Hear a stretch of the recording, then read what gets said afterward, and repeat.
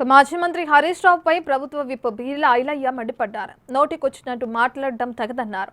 దొంగను పట్టుకునే క్రమంలో ప్రమోద్ వీర మరణం పొందాడని, నిందితుడికి కూడా 24 గంటల్లో పట్టుకున్నామని వివరించారు.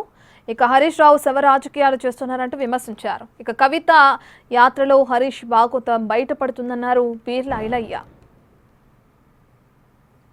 ఈరోజు హరీష్ రావు గారు పండుగ పూట కూడా మా గౌరవ ముఖ్యమంత్రి రేవంత్ రెడ్డి మీద పడి ఏడుస్తున్నాడు.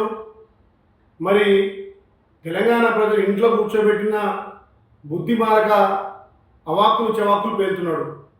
రాష్ట్రంలో శాంతి భద్రతలు లేవని చెప్పి ఇలా హరీష్ రావు మాట్లాడడం సిగ్గుచేటు.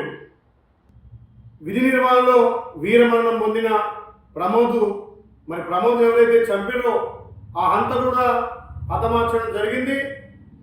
దీన్ని కూడా హరీష్ రావు శవరాజకీయాలు చేస్తున్నారు. మరి హరీష్ రావుకు నీతుడిని మాట్లాడుతుండా, దమక్ లేక మాట్లాడుతుండా తెలంగాణ ప్రజలు గమనిస్తున్నారు. కవిత పాదయాత్ర చేస్తుంటే నీ గుండెల్లో రైలు పగడుతున్నాయి. నీ దోపిడిని, నీ అరాచకాలను, నీ కాళేశ్వర స్కామ్ను, నీ కుంభకోణాలను బయట పెడుతున్నానే నీ మైండ్ బ్లాక్ అయి ఇలా పిచ్చిగా మాట్లాడుతున్నావు హరీష్ రావు. తస్మాత్ జాగ్రత్త.